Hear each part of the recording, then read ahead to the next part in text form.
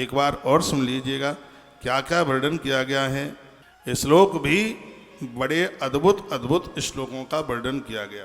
कहा गया है कि ऐसा करने से यदि प्रारब्ध प्रबल होगा तो रोग और जरा अवस्था शीघ्र ही नष्ट हो जाएगी। इन बारों में इष्ट देवता का जप भी बार के अनुसार से फल देने वाला है। पाप शांति के लिए आदित्यवार को विशेष रूप से पूजन करें। देखो अब इसमें कितनी अच्छी बात कही है। मैंने पहले भी कभी बोला है, ऋतुमती धर्म में यदि नारी देवताओं को छू ले, देवताओं के ऊपर उसकी परछाई पड़ जाए तो सूर्य भगवान के सन्मुख होकर के हाथ जोड़ करके वंदन करे, प्रणाम करे, कहे कि प्रभु हमसे यह गलती हो गई है। और जब कोई आप अपवित्र हैं, लेट बाथरूम करने के बाद भी भगवान के कपड़ा लत्ता वगैरह छू लिए हैं, तो इसमें वर्णन किया है कि सूर्य भगवान की किरणों के सन्मुख उसको कर दीजिए तो उसे स्वच्छता और उसे पवित्रता मिल जाती है। कोई अनजान में होने वाला जो अपराध है, भगवान सूर्य देवता की कृपा से वह दूर हो जाता है। एक वर्णन किया गया है और वो ग्रंथ है सूर्य पुराण। उसमें लिखा है कि नारी से अनजान में बहुत ज़्यादा गलतियां हो जाती हैं। क्या क्या गलतियां हो जाती हैं? रजो धर्म में वो हो सकता है वह अपनी रसोई में पहुंच गई, मंदिर में पहुंच गई, किसी बड़ों को उसने वंदन प्रणाम कर लिया, तो यह उसको एक बहुत बड़ा दोष लगता ही है। इसके लिए क्या करना चाहिए? उसके लिए सप्तमी के व्रत की बात सूर्य पुराण के अंतर्गत कही गई। और कहा जाता है कि जब वह सप्तमी रविवार के दिन पड़ जाती है तो एक सप्तमी का फल एक वर्ष की सप्तमी के बराबर हो जाता है। यह मैंने सूर्य पुराण की कथा में आपको निवेदन किया था। नारी के लिए एक बहुत बड़ा व्रत है जिसको सूर्य सप्तमी के नाम से जानते हैं।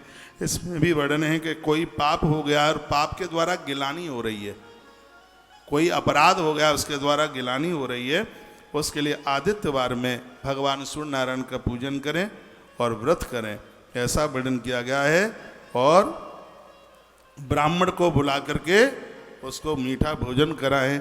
बुद्धिमान व्यक्ति संपत्ति प्राप्ति के लिए सोमवार के दिन लक्ष्मी माता का पूजन करे और सपत्नीक ब्राह्मण को घी और अन्न का भोजन करावे, ऐसा वर्णन है। रोग की शांति के लिए भोमवार के दिन माँ भगवती जगदम्बा दुर्गा का महाकाली रूप है, महाकाली माँ का ध्यान करे, उसे वंदन करे।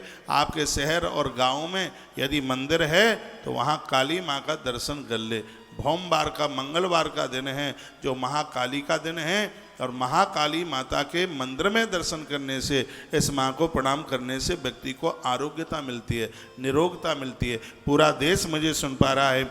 यदि कोई इतना बीमार है उसे डॉक्टर्स लोगों की दवाई नहीं लगती, वह भवानी महाकाली का दर्शन करें हर मंगलवार को, उन्हें तत्काल स्वास्थ्य लाभ प्राप्त हो जाएगा।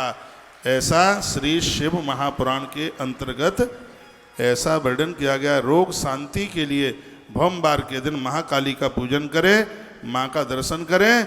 यदि अरहर के फूल मिल जाएं, अरहर के फूल, उड़द और मूंग की दाल, यह भगवान महादेव शंकर की पिंडी के ऊपर चढ़ाए।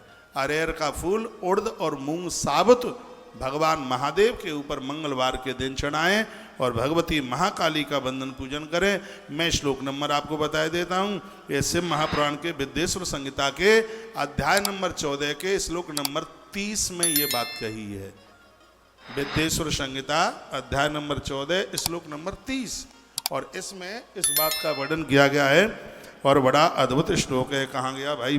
मिल गया।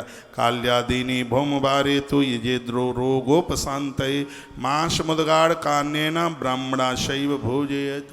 मंगलवार के दिन ब्राह्मण को भोजन करावें। मूंग और उड़द की दाल भगवान महादेव के ऊपर और अड़हल के फूल भगवान शंकर के ऊपर चढ़ाएं और मंगलवार के दिन भवानी माता महाकाली का दर्शन करें। उनके रोग समाप्त हो जाएंगे, उनको आरोग्यता मिल जाएगी, वो निरोगी हो जाएंगे। ऐसी अद्भुत बात कही गई।